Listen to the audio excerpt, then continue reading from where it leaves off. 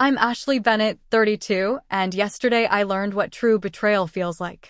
Standing in my parents' living room, clutching a wedding gift for my brother Michael, I cheerfully said, "I can't wait for the ceremony tomorrow."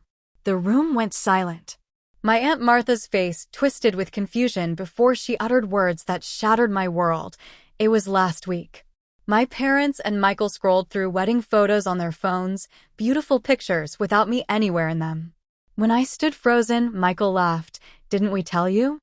I remembered the renovation payments due next week, the family home I'd been funding for months.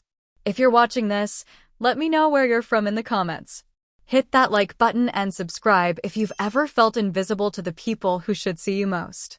This story of betrayal and revenge might just help you recognize when it's time to stand up for yourself. Growing up in a small town outside of Springfield, I'd always been the reliable one in the Bennett family. After graduating with honors in architecture from MIT, I landed a position at a prestigious firm in Boston, just 3 hours from my hometown. Despite the distance, I made it my mission to remain connected to my family. Weekend visits, holiday gatherings, emergency fund contributions. I was present in every way that mattered. Michael and I had been close as children. Being only 2 years apart, we shared toys, secrets, and dreams. He was my confidant when school got tough, and I was his defender when neighborhood kids picked on him. We promised to be in each other's weddings, to be godparents to each other's children, to never let adulthood pull us apart like we'd seen happen to our parents and their siblings. Everything changed when Michael met Rebecca 4 years ago. At first, I was thrilled that my brother had found someone who made him happy. Rebecca was beautiful, charismatic, and ambitious, qualities I admired. But within months, I noticed subtle shifts in how she acted when I was around. She'd cut me off mid-sentence, dismiss my opinions with a wave of her hand, and somehow redirect conversations to center herself. When I brought Michael a birthday gift, a vintage watch he'd been eyeing for years, Rebecca quickly produced her own gift, a much more expensive modern timepiece that made mine look inadequate. "Ashley still thinks like your college kids," she'd say with a laugh that felt like a slap. I know what a man needs. Our parents, Linda and Thomas Bennett, had always been fair in their treatment of Michael and me.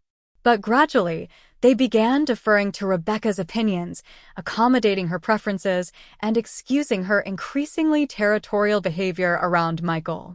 Family dinners became discussions about Rebecca's career as a pharmaceutical sales representative. My architecture projects were given cursory attention, if mentioned at all. Last year, my parents mentioned they wanted to renovate their aging colonial home. The foundation needed work, the kitchen was falling apart, and their retirement fund couldn't cover the extensive repairs needed. "We'll probably have to sell," my mother sighed during one of our weekly calls. "After 40 years here, it breaks my heart." Without hesitation, I offered to finance the renovation. With my recent promotion and substantial savings, I could cover the estimated $150,000.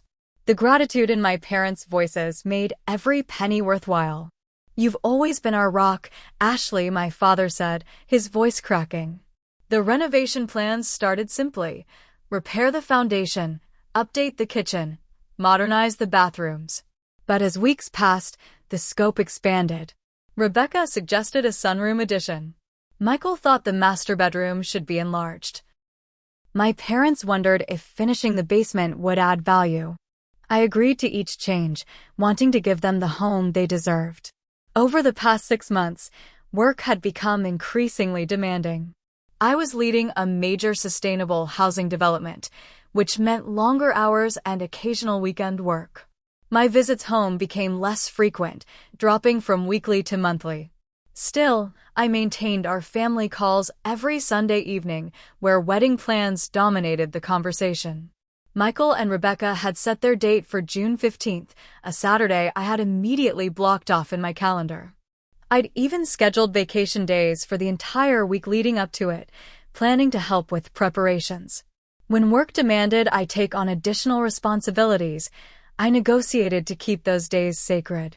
June 15th is absolutely non-negotiable, I told my boss firmly.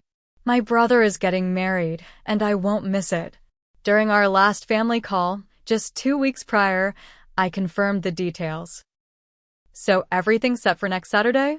I asked, phone tucked between ear and shoulder as I reviewed renovation invoices. Yes, everything's ready, my mother replied. The ceremony starts at 4. I can't wait to see you in that bridesmaid dress, my father added. Not once did anyone mention a date change. Not once did they say I wouldn't be part of the wedding party. Not once did they indicate I should make different plans. As renovation costs mounted, reaching almost $180,000, I never complained. Family came first, and I wanted to give them security and comfort. The monthly payments strained my budget, but seeing updated photos of the progress made it worthwhile. Or so I thought. The day that should have been my brother's wedding eve, I drove the familiar 3 hours to my hometown with a luxury luggage set wrapped elegantly in the trunk, my wedding gift for Michael and Rebecca. I'd spent weeks researching the perfect present, finally selecting a handcrafted Italian leather collection that cost nearly $2,000. I wanted them to think of me during their honeymoon travels to Europe, a trip I'd secretly contributed to when Michael mentioned they were a few thousand short. Pulling into my parents' driveway, I noticed more cars than expected. Aunt Martha's sedan, Uncle Jim's pickup, and several vehicles I didn't recognize lined the street. Perhaps they were having a pre-wedding dinner I hadn't been told about. Balancing the heavy gift box, I made my way to the front door, noticing immediately that the new porch columns I'd paid for had been installed, elegant and stately against the freshly painted facade. The renovation was coming along beautifully. Pride swelled in my chest. My contribution was creating something lasting for my family. Inside, conversation and laughter filled the air. The entry foyer had been transformed with new hardwood floors and a statement chandelier I didn't remember approving in the budget. Voices drifted from the expanded living room where walls had been removed to create an open-concept space. Ashley, my mother exclaimed when she spotted me. What a surprise. We weren't expecting you today. Her words struck me as odd. Of course, I'd come the day before Michael's wedding, but I brushed it off as wedding stress. Wouldn't miss it, I replied, placing the gift on a side table. The house looks amazing. Those floors weren't in the original plan, were they? Oh, Rebecca thought they'd be better than the engineered hardwood we initially chose. A little more expensive, but worth it, don't you think? I nodded, wondering why I hadn't been consulted about a change that likely added thousands to the budget. In the living room, aunts, uncles, and cousins clustered in conversation groups. Michael and Rebecca sat on the new sectional sofa, looking relaxed in casual clothes. I frowned slightly. Shouldn't they be stressing over last-minute wedding details? Aunt Martha spotted me first, embracing me warmly. Ashley, darling. I didn't think you'd make it. Of course I made it, I laughed, accepting a glass of wine from my father. I've had this weekend blocked off for months. I can't wait for the ceremony tomorrow. Is the rehearsal dinner tonight? I didn't see it on the schedule. The room fell silent. Uncomfortable glances passed between family members. Aunt Martha's face reflected confusion, then dawning horror. What do you mean? She asked slowly. The wedding was last weekend. The wine glass nearly slipped from my fingers. What? No, it's tomorrow, June 15th. My mother stepped forward, placing a gentle hand on my arm. No, sweetie. We moved it to June 8th. Michael and Rebecca are already married. Blood rushed in my ears as my father pulled out his phone. Look, here are some photos from the ceremony. It was beautiful. With numb fingers, I took the phone, scrolling through images of my brother in a tailored gray suit, Rebecca resplendent in a lace gown, my parents beaming beside them. Extended family gathered on the steps of the church I'd attended my entire childhood. Friends I recognized posing at elegantly decorated reception tables. And I wasn't in a single photo. But words failed me as I continued scrolling. I don't understand. No one told me the date changed. Michael shrugged, his arm draped casually around Rebecca's shoulders. I thought we mentioned it weeks ago. Remember when the venue had that plumbing issue? They could only accommodate us on the 8th instead. No, I said firmly, pulling out my phone. No one told me this. I have all our text messages. You all kept saying June 15th. Well, you've been so busy with work, my mother said, taking her husband's phone back. Always canceling visits, rushing off our calls. It probably slipped through the cracks. Rebecca smiled, though it didn't reach her eyes. We tried calling you the morning of, but it went straight to voicemail. I checked my call history. No missed calls from any family member on June 8th. I was presenting at a sustainable architecture conference that weekend, I said slowly. Everyone knew that. I talked about it for weeks. Aunt Martha's discomfort was palpable as she excused herself to the kitchen. Uncle Jim studied his shoes intently. I thought you were just too busy to come, Michael said, his tone suggesting I'd made the choice. You're always working. Too busy to come to my only brother's wedding? My voice rose despite my efforts to stay calm. Michael, I've been talking about this wedding for months. I had a bridesmaid dress. I took time off work. We had to replace you in the wedding party, Rebecca interjected smoothly. My cousin Brittany stepped in. She fit your dress perfectly, actually. The dress I'd paid for. The dress I'd altered to fit my measurements. Did you seriously give my bridesmaid dress to your cousin? The absurdity of the situation was becoming clearer by the second. Well, we couldn't have an empty spot, my father said reasonably. The photos would have looked uneven. Photos. They were worried about how the photos would look while completely erasing me from the event. Show me the text where you told me about the date change, I challenged, my voice deadly calm. Show me the call log from June 8th. Uncomfortable silence filled the room. My brother examined his beer bottle label with sudden interest. My mother busied herself rearranging appetizers on a nearby tray. That's what I thought, I whispered. From the kitchen doorway, Aunt Martha watched with undisguised dismay. She'd always been perceptive, the one family member who noticed when things weren't right. The look on her face confirmed what my heart already knew. This hadn't been an oversight. I'd been deliberately excluded from one of the most important family events of our lives. Excuse me, I managed to say, my voice surprisingly steady considering the earthquake happening inside me. I need to use the restroom. No one tried to stop me as I climbed the stairs to the second floor, my legs somehow carrying me despite feeling disconnected from my body. The upstairs hallway had been repainted in a soft gray, another renovation detail I hadn't approved but was clearly paying for. The bathroom door closed behind me with a soft click, and only then did I allow myself to breathe. The marble vanity counter, an upgrade from the original plans, felt cool beneath my palms as I leaned forward, staring at my reflection in the new ornate mirror. My face looked the same, but everything else had changed in the space of 5 minutes. Think, Ashley, I whispered to myself. Think. My phone felt heavy in my hand as I opened the family group chat, scrolling back through weeks of messages. There it was, just 12 days ago, my mother confirming Saturday's ceremony and my response about taking Friday off to help with preparations. No one had corrected me. No one had said, actually, it's this Saturday. I opened my calendar where Michael's wedding was blocked off on June 15th in bold red letters. Then I pulled up my email, finding the original save-the-date electronic card from 8 months ago, clearly stating June 15th. They had deliberately kept me in the dark. With shaking fingers, I opened Instagram, something I rarely checked due to my busy schedule. There they were, posts from my cousins from the week before the wedding. Photos of the rehearsal dinner I knew nothing about. Pictures of bridal shower gifts being opened. A video of my father practicing his speech. All date stamped well before the actual ceremony.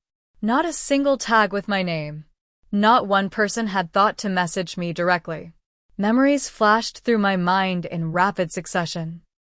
The Christmas I flew home despite a blizzard that stranded most travelers. The time I skipped an important networking event to be at Michael's college graduation. The weekends I'd spent helping my parents sort through decades of accumulated belongings before the renovation began. All the times I'd prioritized them, believed in the unbreakable bonds of family. A soft knock interrupted my thoughts. Ashley. Aunt Martha's concerned voice came through the door. Are you okay, honey? I opened the door, knowing my eyes were red-rimmed but past caring. They did this on purpose, didn't they? I asked quietly. Aunt Martha's silence was answer enough. After a moment, she sighed. Rebecca suggested moving the date during a dinner in April. Something about getting a discount if they took an earlier slot. Your parents mentioned you had that big conference presentation, and Rebecca said, she stopped abruptly. Said what? That you probably wouldn't want to come anyway. That you were too focused on your career to care about family events. The injustice of it burned. And everyone just accepted that? No one thought to actually ask me. Your brother said he'd handle telling you, she replied, her disappointment evident. I assumed you knew, but couldn't make it. When I asked about you during the ceremony, your mother said you were too busy to attend. I should have called you directly. I'm so sorry, Ashley. Taking a deep breath, I straightened my shoulders. It's not your fault, but I need to go back down there and understand exactly what happened.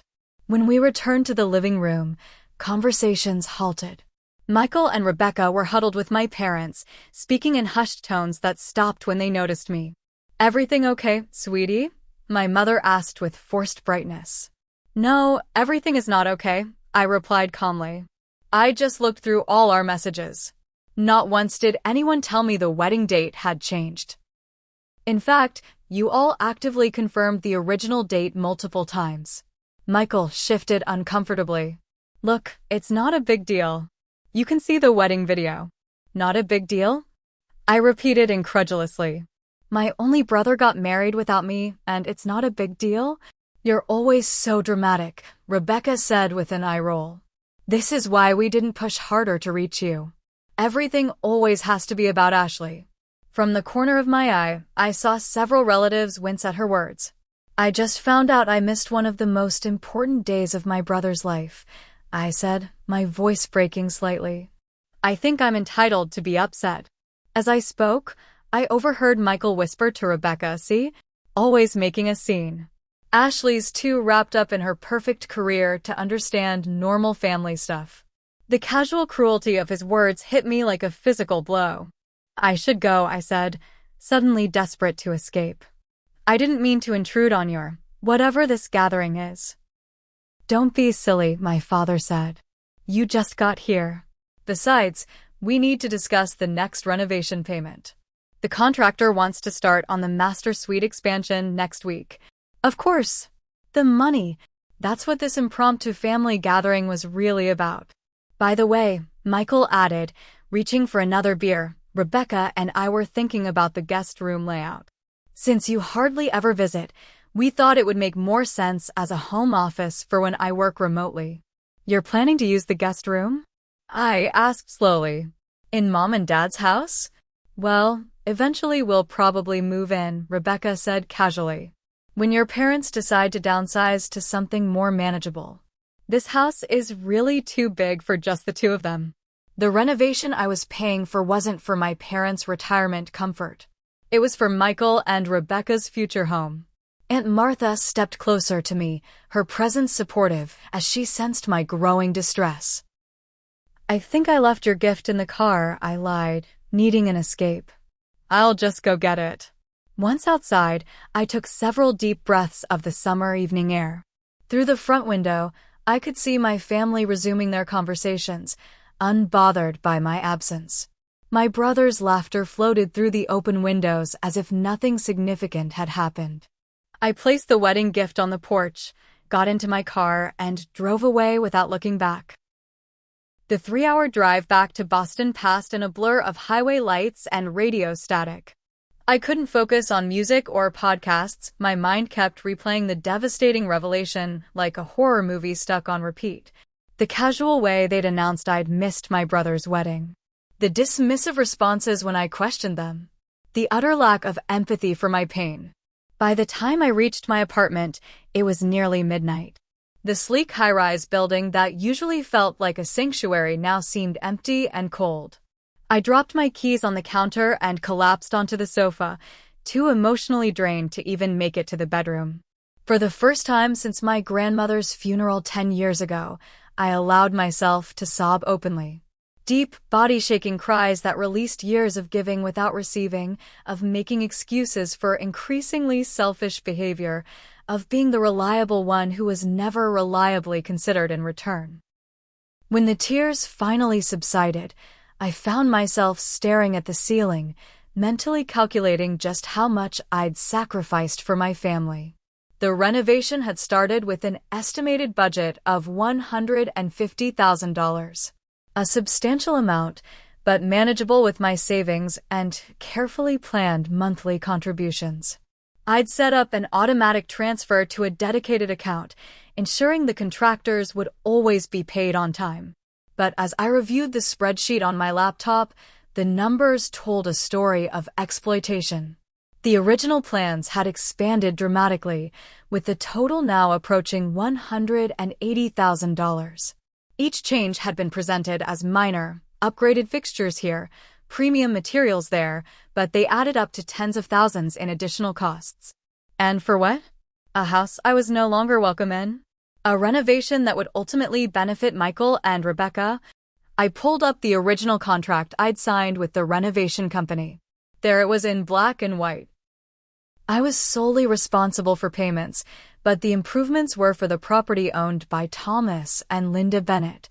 I had no legal claim to any of it. Why had I done this? The question haunted me as the night stretched into early morning hours. The simple answer was that I believed in family. I believed my parents when they said they wanted to stay in their home through retirement. I believed my brother when he said we'd always be close. Most painfully, I believed I mattered to them as much as they mattered to me. Memories surfaced of conversations over the past year that now took on entirely different meanings. The kitchen island should be bigger, Rebecca had insisted during a renovation planning call. For entertaining. But your parents hardly entertain, I'd pointed out. Well, when we have people over, we'll need the space, she'd replied casually. When we have people over? Not if we visit or when your parents have guests. Then there was the master bathroom upgrade that had added nearly $20,000 to the budget. Mom, Dad, are you sure you need a steam shower and soaking tub? I'd asked. It's a lot of extra cost. Michael's back problems would really benefit from the steam feature, my mother had explained. And Rebecca loves a good bath after her workout. Again, the renovation wasn't for my parents. It was for Michael and Rebecca. As the first light of dawn filtered through my blinds, I made coffee and faced an uncomfortable truth. I had been subsidizing a life for my brother and his wife while being systematically pushed out of the family circle. The wedding was simply the most blatant example of a pattern that had been developing for years. For the next week, I went through the motions at work. My colleagues noticed my subdued demeanor, but I deflected their concerns with vague references to a family situation. My phone buzzed periodically with messages from my parents. Not apologies, but casual texts as if nothing had happened. The contractor needs to know about the backsplash tile by Friday. Can you increase the monthly payment by $500? The hardwood floor cost more than expected. Not a single acknowledgement of the wedding situation. Not one question about how I was feeling. My brother didn't contact me at all. 10 days after the revelation, my friend Samantha insisted on coming over with takeout Thai food and a bottle of wine. Okay, enough silence, she said, placing containers of pad Thai and green curry on my coffee table. What's going on? You've been like a ghost at work. The whole story poured out of me, the wedding deception, the renovation exploitation, the years of one-sided effort. Samantha's expression shifted from shock to outrage to determination. First, she said, refilling my wine glass, you need to stop those renovation payments immediately. But I promised. They broke their promises to you first, she interrupted firmly. In a big way. And second, you're going to see my therapist. I'm making you an appointment tomorrow. I don't need therapy, I protested weakly. You absolutely do. This is a lifetime pattern, Ash. They've been taking advantage of your generosity for years, and you need professional help to establish boundaries. Deep down, I knew she was right. Dr. Karen Liu's office became my sanctuary over the subsequent weeks. In her calm, plant-filled space, I unpacked years of family dynamics that had led to this breaking point. What you're describing is a classic pattern of emotional exploitation, she explained during our third session. You've been cast in the role of provider without receiving the emotional support and consideration that should come with family relationships. But they're my family, I said, the words sounding hollow even to my own ears. Family should be the people who see you most clearly and value you most deeply, Dr. Liu replied. The word family isn't a free pass for mistreatment. Work provided another unexpected lifeline. Throwing myself into the sustainable housing project gave me purpose during a time when my personal life felt meaningless. My boss noticed my increased focus and offered me an opportunity to lead an even larger development, one that would require travel and potentially relocation. I know your family ties have kept you in this region, he said, but this could be career-defining. For the first time, I allowed myself to consider a future based solely on my own dreams and needs. As June turned to July, the silence from my family about the wedding incident continued, but the renovation payment requests became increasingly urgent. The contractor had apparently scheduled work that required a significant payment, and my automatic transfers had stopped. A decision I'd made after consulting both my therapist and a lawyer friend. The legal consultation had been illuminating. While I had signed agreements to fund the renovation, the substantial changes to the scope, without my explicit consent, created grounds for withholding further payments. More importantly, there was nothing legally compelling me to continue funding a project that had ballooned far beyond the original agreement. You've already paid more than the initial contract specified, my lawyer friend pointed out. You could make a strong case that your obligation has been fulfilled. Still, guilt nagged at me. These were my parents, my brother. Cutting them off financially felt like severing one of the last connections we had.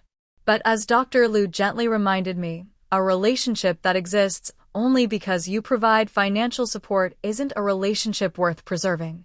By the end of July, I had a new perspective and a new plan. I would no longer allow myself to be the family ATM without being treated as a valued family member. I would no longer accept exclusion while financing inclusion for others.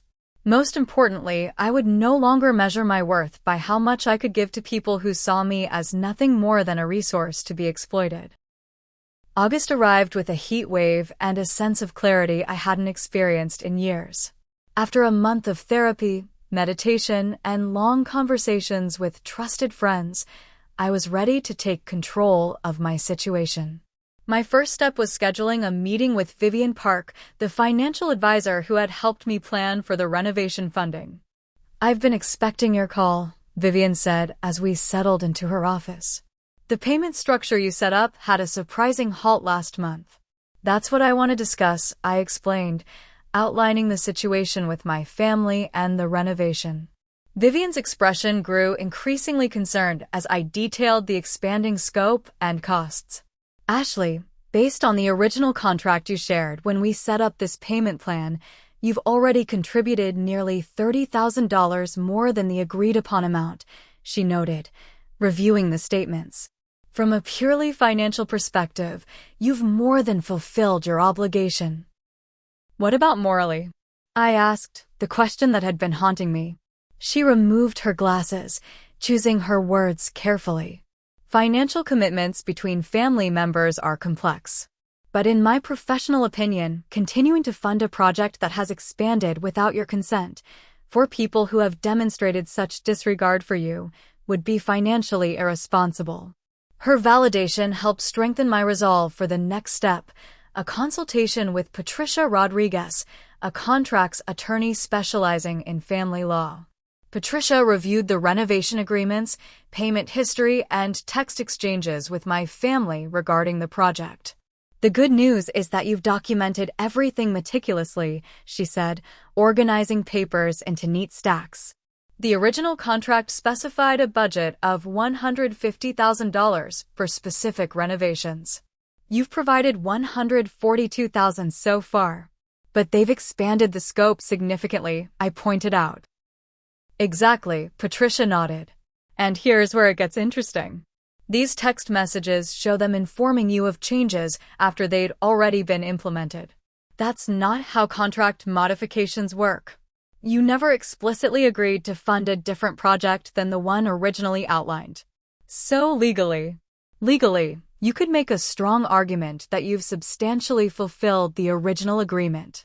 The additional modifications constitute a new agreement, one you never formally consented to. She helped me draft a formal letter documenting the original agreement, the unauthorized expansions, and my decision to conclude payments at the current amount, which nearly satisfied the original budget. Send this by certified mail, Patricia advised. It creates a paper trail and signals that you're treating this as a business matter, not a family favor. With my financial and legal consultations complete, I turned to the emotional work of establishing boundaries. Dr. Lou helped me craft an email to my family that was firm but not vengeful. Dear Mom, Dad, and Michael, *. After careful consideration, I've decided to end my financial support for the home renovation project. The enclosed letter details the original agreement and the extent to which I've already exceeded that commitment. The events surrounding Michael's wedding have made it clear that our family relationship has become unbalanced. While I have consistently prioritized my commitment to all of you, I have not received the same consideration in return. I need time to reassess our relationship and what healthy boundaries look like for me. Please respect my need for space by not contacting me regarding financial matters. Any renovation decisions moving forward will need to be made without my input or funding. Ashley. The response was immediate and predictable. My phone exploded with calls and messages within an hour of delivery confirmation. You can't just stop the payments. The contractors are scheduled to start the sunroom next week. We're family. You can't treat family like a business transaction. Following Dr. Lou's guidance, I didn't engage. Instead, I blocked their numbers temporarily, giving myself space to strengthen my resolve. My friends became an invaluable support system during this period. Samantha checked in daily, sometimes just sitting with me in silence when words weren't enough. My colleague Marcus invited me to family dinners, showing me what healthy family dynamics could look like. My neighbor Rachel left homemade bread and encouraging notes at my door.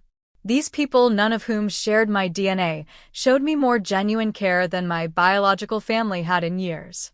2 weeks after sending the letter, I received an email from the renovation contractor, copying me on correspondence with my parents. Mr. and Mrs. Bennett, *. As discussed in our meeting yesterday, we cannot proceed with Phase 3 of the renovation without the next payment installment. Ms. Bennett has informed us that she will not be providing additional funding beyond what has already been contributed. The kitchen, 2 bathrooms, and structural repairs have been completed as specified in the original contract. The additional work, sunroom addition, master suite expansion, basement conversion, will require new funding sources before we can continue. Please advise on how you wish to proceed. Robert Williams Williams Construction My parents' reply, which the contractor had unwittingly included me on, was revealing. Robert, This is just a temporary family disagreement. Ashley will come around, she always does. Perhaps you could start on the sunroom anyway? We can guarantee payment within 30 days. Linda Bennett The contractor's response was professional but firm. Mrs. Bennett, Unfortunately, we cannot begin work without the agreed-upon payment schedule being maintained. We will put phase 3 on hold until funding is secured. Asterisk. Robert Williams asterisk. Their confident assumption that I would come around crystallized everything. They weren't contacting me to apologize or make amends. They were simply waiting for me to fall back into my established role as the family financier. For the first time, I felt completely justified in my decision. I was not abandoning my family. I was refusing to continue a pattern of exploitation. The final confirmation came in the form of a discovery I made while organizing my financial documents. The renovation contract listed the property owners, my parents, and the financial responsible party, me. But a clause I had overlooked specified that all improvements would be considered part of the property value, belonging solely to the owners. If my parents sold the house or transferred ownership to Michael and Rebecca, all of my investment would effectively become theirs. I would have nothing to show for nearly $150,000 in contributions. The realization solidified my decision. I was not going to fund a house that I was systematically being pushed out of, a house that would likely become my brother and sister-in-law's property, given the hints they had dropped about moving in eventually. By the end of August, a full month after stopping the payments, I had established a new daily routine that prioritized my well-being. Morning yoga, therapy sessions twice weekly, regular dinners with friends, and focused work on my expanding career. I'd accepted the travel opportunity my boss had offered, scheduling site visits to sustainable housing developments across the country. For the first time in my adult life, I was making decisions based solely on what was best for me, not what my family expected or needed from me. The only family contact I maintained was occasional text exchanges with Aunt Martha, who had called to apologize again for not alerting me to the wedding date change. "I should have realized something was wrong when they said you couldn't make it," she said during our first conversation after the incident. "You've never missed an important family event. It's not your fault, Aunt Martha." "Maybe not, but I'm still sorry. And for what it's worth, I think you're absolutely right to stop the renovation payments. That house was becoming more about Michael and Rebecca than your parents anyway." Her validation meant more than she could know. As September approached, I felt stronger and clearer than I had in years. I was ready for whatever came next, including the confrontation I knew was inevitable. The confrontation arrived on a rainy Saturday morning in early September. I was enjoying a quiet breakfast and reading when insistent knocking shattered my peaceful weekend ritual. Through the peephole, I could see my parents and Michael standing in the hallway, looking determined. For a moment, I considered not answering, but Dr. Liu and I had discussed this possibility, and I knew avoiding them would only postpone the inevitable. Taking a deep breath, I opened the door. "This has gone on long enough," my father said without preamble, stepping inside uninvited. "We need to talk about the renovation payments." My mother followed, her expression a practiced blend of disappointment and concern. "Sweetie, we understand you were upset about the wedding miscommunication, but punishing the whole family by stopping the renovation isn't fair." Michael entered last, Rebecca notably absent. "The contractor has completely halted work," he said accusingly. "Mom and Dad's house is half finished because you're having some kind of tantrum." I closed the door calmly, noting how none of them had bothered to ask how I was doing or acknowledge the real issue. "Please sit down," I said, gesturing to my living room furniture. My voice was steadier than I expected. They exchanged surprised glances at my composed demeanor. They had clearly anticipated tears or defensiveness, emotional leverage they could exploit. "Ashley," my mother began once they were seated, "we know you were disappointed about missing the wedding. We should have made sure you knew about the date change. But that's in the past now, and the renovation is affecting all of us." "Is it?" I asked quietly. "From what I understand, the essential parts of the renovation, the structural repairs, kitchen and bathrooms, have been completed. The only things on hold are the additions and upgrades." My father shifted uncomfortably. "Well, yes, but the house looks unfinished. The contractor left materials everywhere when the payments stopped." I fulfilled the original agreement, I said. I provided funding for everything we initially discussed. The additions, the sunroom, the expanded master suite, the finished basement, those weren't part of our original plan. Plans change, Michael interjected impatiently. That's normal in renovations. Plans that increase the budget by tens of thousands of dollars shouldn't change without consulting the person paying for them, I countered. We tried calling you about the changes, my mother insisted. You were always busy with work. I pulled out my phone, opening my call history. I have no missed calls about renovation changes. I have texts informing me after decisions were already made, but not once was I consulted beforehand. This is ridiculous, Michael snapped, his composure slipping. You're holding the family hostage over a few missed calls. This isn't about missed calls, I said, maintaining my calm. This is about a pattern of taking me for granted while expecting me to finance your lives. Our lives, my father repeated incredulously. We're talking about necessary home repairs. Am I wrong that Michael and Rebecca plan to move into the house eventually? I asked directly. The uncomfortable silence confirmed what I already knew. That's not definite, my mother finally said. We've just discussed the possibility for when we're older and need more help. So I've been funding renovations for a house that will eventually belong to my brother, the same brother who deliberately excluded me from his wedding. I didn't exclude you, Michael protested. The date changed, and we assumed you knew. Really? I met his gaze steadily. You assumed I knew about a date change that no one communicated to me? You assumed I would choose to miss my only brother's wedding? You gave my bridesmaid dress to Rebecca's cousin without even calling to ask why I wasn't there. My father attempted to redirect the conversation.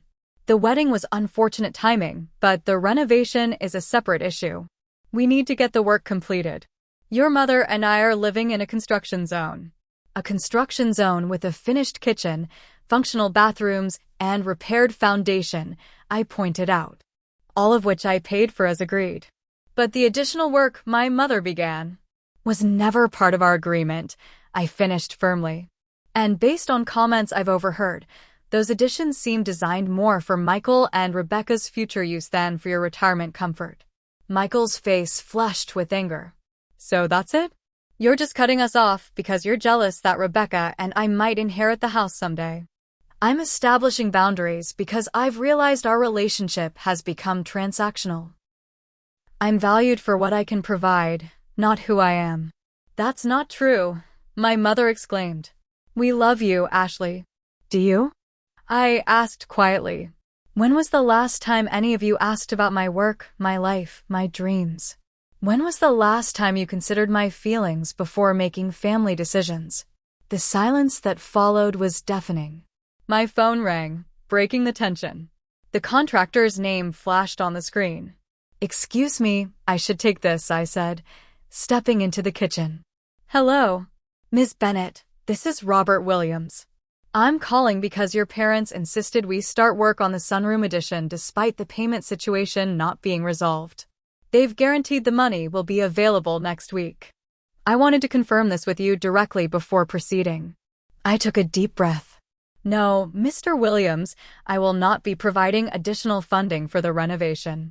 Any guarantees my parents made were not authorized by me. I suspected as much, he sighed. I'll inform them that we cannot continue without secured payment.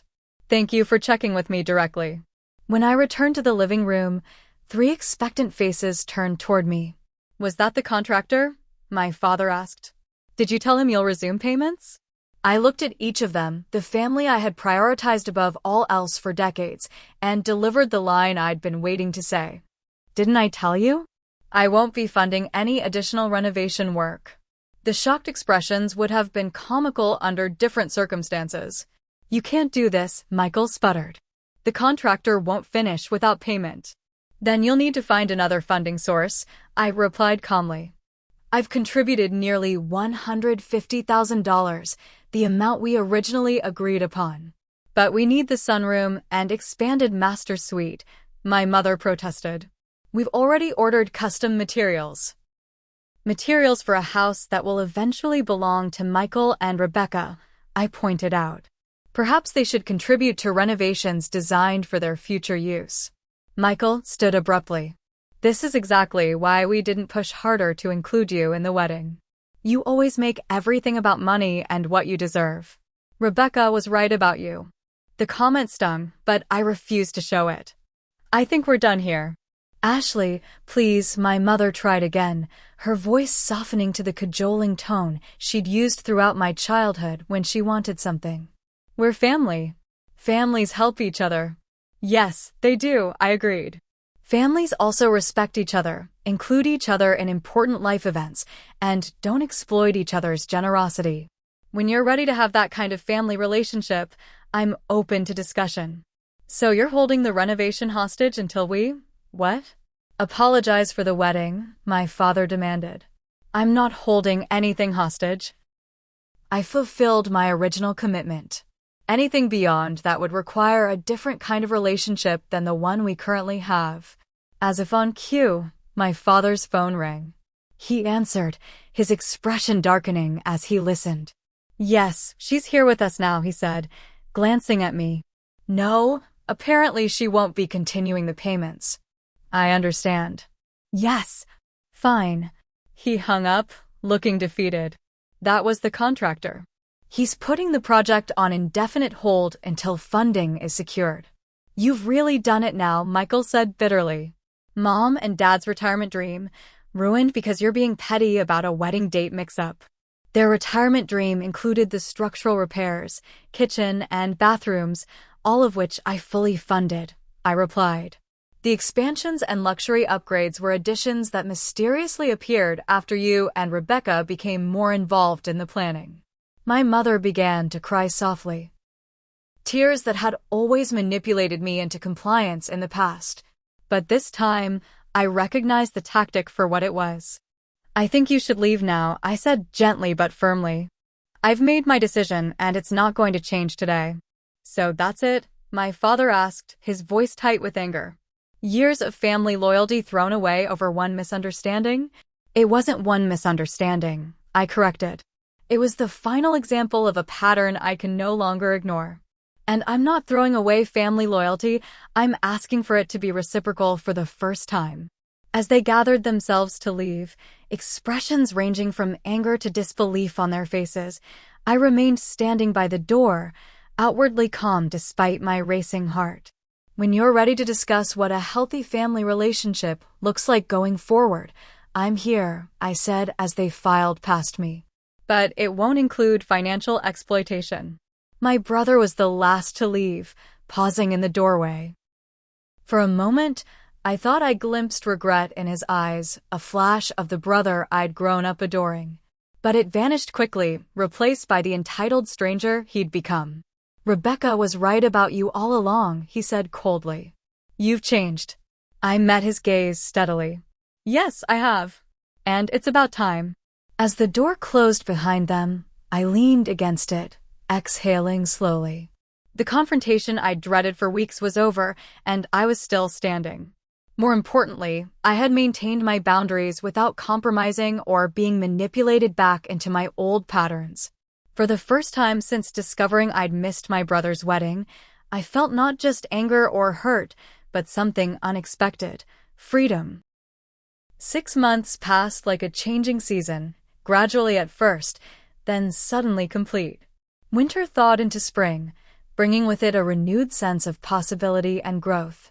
March sunlight streamed through the windows of my new apartment in Chicago, where I'd relocated to lead the sustainable housing development that had become my professional passion. The move had been both practical and symbolic. The promotion offered career advancement I couldn't refuse, but the geographical distance from Boston and my family provided the space I needed to continue healing and establishing my independence. My new home reflected the changes in my life. Modern and minimalist, with large windows overlooking Lake Michigan, it was designed entirely around my preferences without compromise. The bookcases held my architecture journals and novels I'd always wanted to read, but never found time for. The kitchen, though rarely used given my busy schedule, was equipped with high-end appliances I'd selected purely because they brought me joy. For perhaps the first time, I was living a life designed by and for me alone. Professional success had followed my personal awakening. The sustainable housing project had garnered national attention, with my innovative approaches to community-centered design being featured in several industry publications. My boss had given me increasing autonomy, recognizing that my creativity flourished when I wasn't constrained by others' expectations. "You've become our most valuable asset," he told me during my 6-month review. Whatever sparked this transformation, I hope it continues. What had sparked it was simple. I had finally recognized my own worth outside of what I could provide for others. My social circle had undergone a similar transformation. In Chicago, I'd connected with a group of women in architecture and design who shared my passion for sustainable living. Our weekly dinner rotations had become a cornerstone of my new life, evenings filled with laughter, professional support, and genuine friendship without underlying expectations. My therapist, Dr. Liu, had helped me find a colleague in Chicago to continue our work. Dr. Patel and I focused less on processing family trauma and more on building the future I wanted. "The goal isn't to never speak to your family again," Dr. Patel reminded me during a recent session. "It's to interact with them from a place of strength rather than obligation." Contact with my family had been limited but not eliminated entirely. My parents had eventually sent an email that stopped short of a true apology but acknowledged that things could have been handled better regarding the wedding. They asked when I might resume renovation payments, confirming they still hadn't grasped the deeper issues at play. My response had been kind but firm. "I'm glad we're communicating again." I fulfilled my financial commitment to the original renovation plan.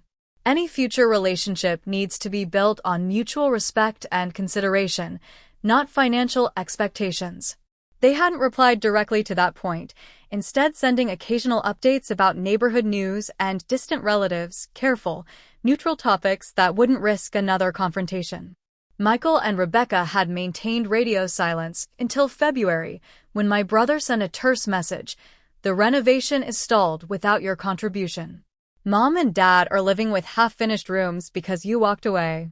I waited 3 days before responding, ensuring my reply came from a centered place rather than reactive emotion. I funded the essential renovations as agreed. The unfinished portions are additions that were never part of our original plan. "I hope you and Rebecca can help Mom and Dad complete the projects that were added with your future residents in mind." He hadn't responded. Aunt Martha remained my most consistent family contact, calling monthly and occasionally visiting Chicago. She'd become an unexpected ally, often validating my perspective when doubts crept in. "Your parents finally hired a contractor to finish the sunroom," she reported during her February visit. "Funny how they found the money once they realized you weren't going to provide it." "And Michael and Rebecca?" I asked, curious despite myself. "Bought a starter home across town," she said with a knowing smile. "Apparently living with your parents lost its appeal once they realized the renovation wouldn't include all their desired upgrades." The news confirmed what I'd suspected. My brother and his wife had been planning to benefit substantially from my financial contribution. Without it, living with my parents no longer seemed advantageous. As March turned to April, I received an invitation to Thanksgiving dinner, 7 months away, but clearly a peace offering of sorts. "We miss having the whole family together," my mother wrote. "Your presence would mean a lot to us." After discussing it with Dr. Patel, I crafted a response that honored my boundaries while leaving the door open for healing. "Thank you for the invitation. I've made prior commitments for this year's holiday season, but I appreciate the thought. Perhaps we can plan a visit for spring instead, when we've all had more time to reflect on what kind of relationship we want moving forward." It wasn't a rejection, but it wasn't capitulation either. It was the response of someone who valued herself enough to set healthy boundaries. Christmas approached with invitations from multiple friends in Chicago. I accepted Eliza's offer to join her family's celebration, A boisterous gathering of people who welcomed me with genuine warmth despite having just met me. The contrast to my own family's conditional acceptance was striking. Family isn't always who you're born to, Eliza's grandmother told me as we washed dishes together after dinner. Sometimes it's who you choose and who chooses you back. Her words resonated deeply, affirming the journey I'd been on since that fateful day when I learned I'd missed my brother's wedding. Romance had found its way into my life as well, though I approached it cautiously.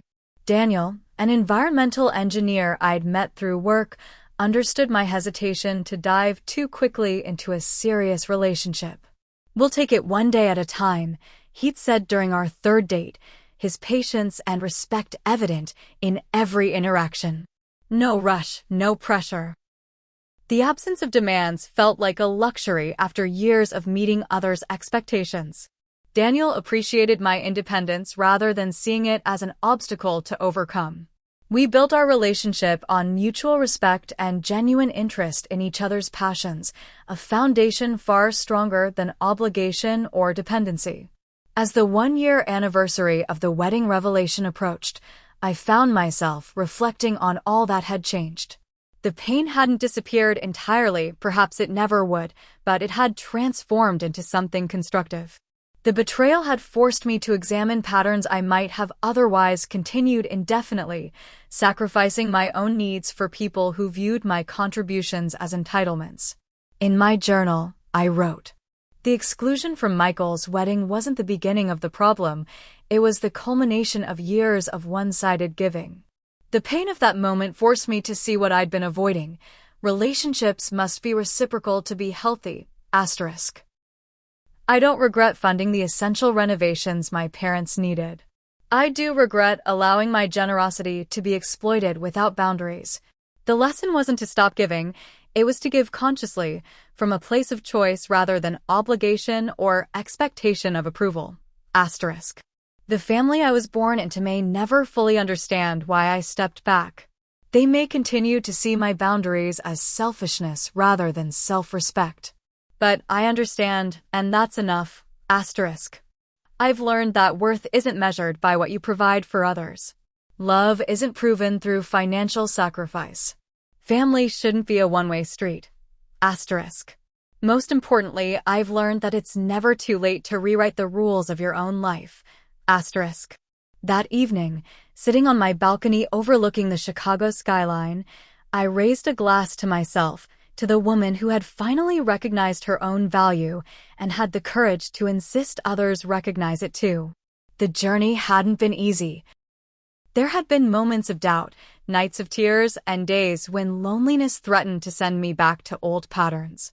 But with each passing month, the decision to prioritize my own well-being felt increasingly right. Some family ties had loosened, but they hadn't broken entirely. Perhaps, with time and continued boundaries, new and healthier connections could form. Not based on financial dependency or obligation, but on genuine care and mutual respect.